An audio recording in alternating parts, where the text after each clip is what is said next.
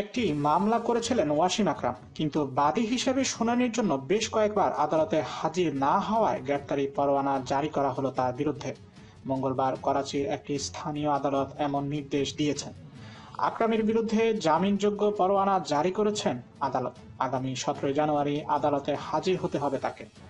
গত বছরের আগস্টে মেজর আমিরুর রহমান ও অন্যদের আসামি করে বাহাদুরাবাদ পুলিশ স্টেশনে মামলা দায়ের করেন আকরাম, কিন্তু মামলার শুনানির দিন তাকে দেখা যায়নি। 31 বার শুনানিতে অনুপস্থিত ছিলেন তিনি। এরপরই আদালতে এমন নির্দেশনা দিলেন। গত বছর 6 আগস্টের ঘটনা।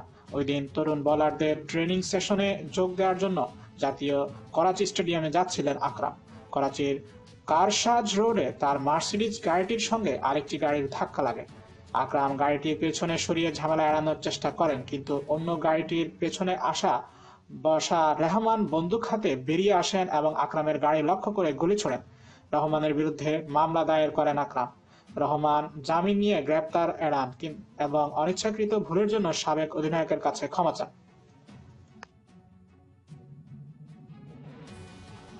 আমাদের সঙ্গেই থাকুন, সাবস্ক্রাইব করুন। ধন্যবাদ।